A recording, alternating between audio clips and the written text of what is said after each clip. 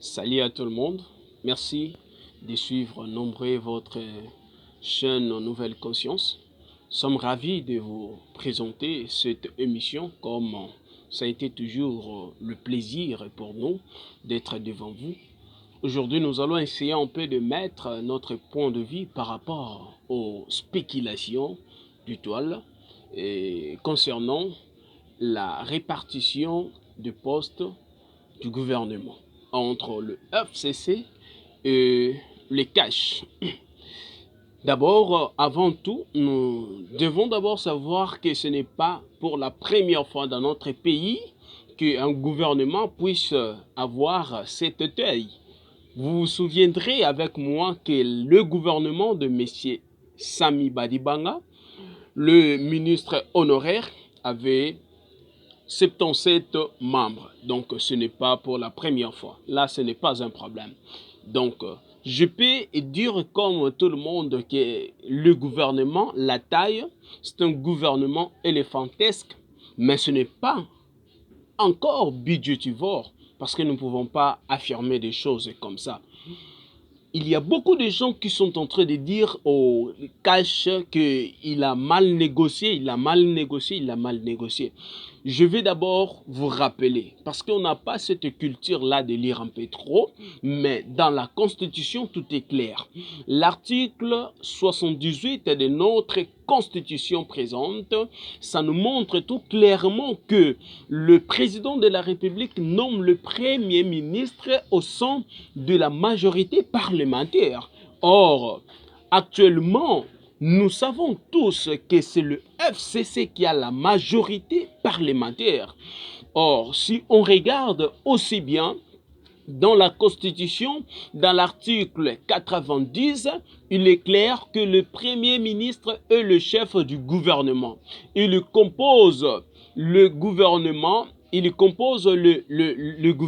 en tenant compte de la représentativité nationale, c'est-à-dire le poids politique en l'Assemblée nationale. Quand nous regardons maintenant, aujourd'hui, Cash en a que 50 députés nationaux. Si on suit selon la Constitution, constitutionnellement parlant, les Cash a droit que 10% de membres du gouvernement.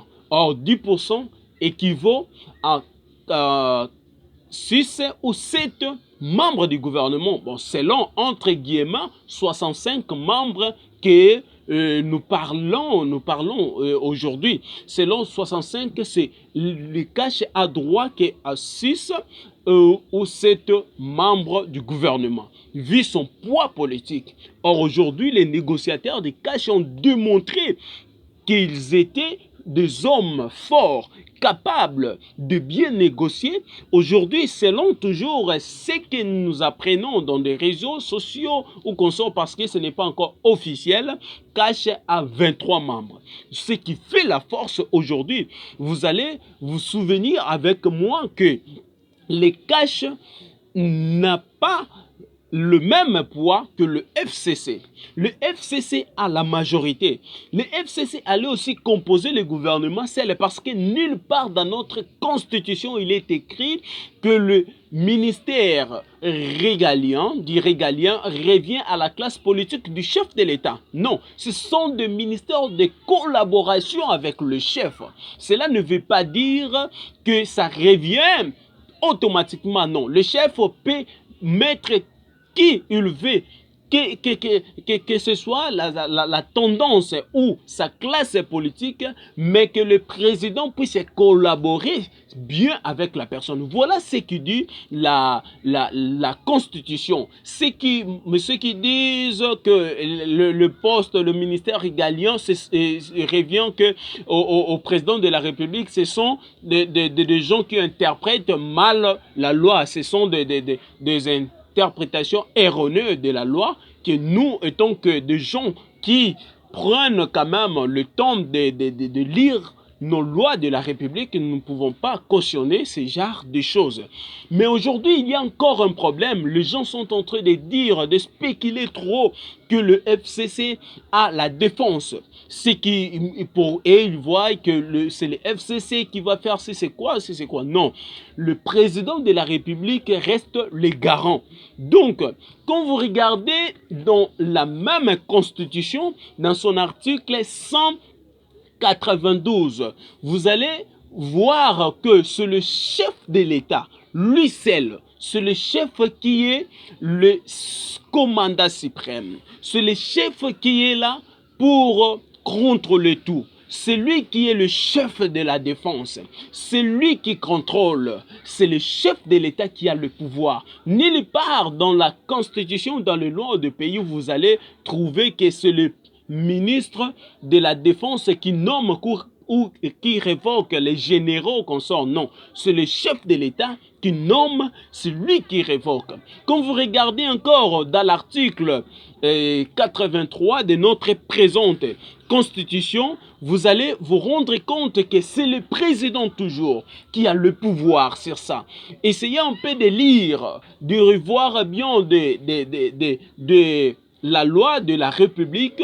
Vous essayez un peu de voir des articles que j'ai énumérés, vous allez comprendre que c'est le président de la République qui a le plein pouvoir, celui qui nomme, celui qui révoque, celui qui préside les conseils de défense.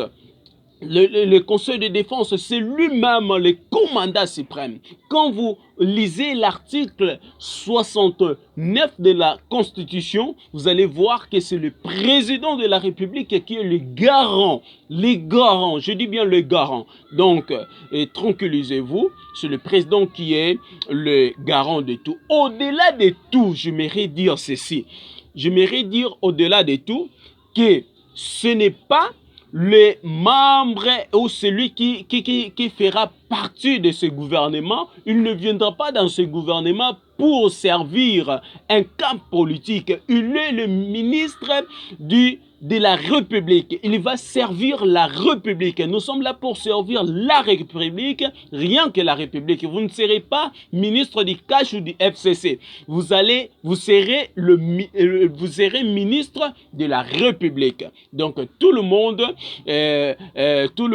va servir la République. Tranquillisez-vous. Au-delà de tout, il y a des lois. Celui qui part en dehors de la loi, il sera interpellé suivant le principe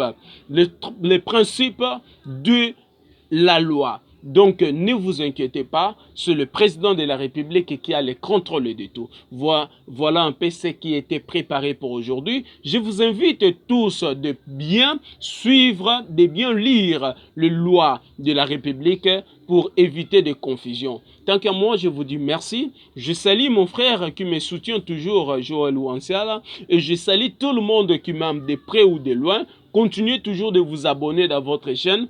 Tant qu'à moi, je vous donne rendez-vous à la prochaine. Je vous dis bye.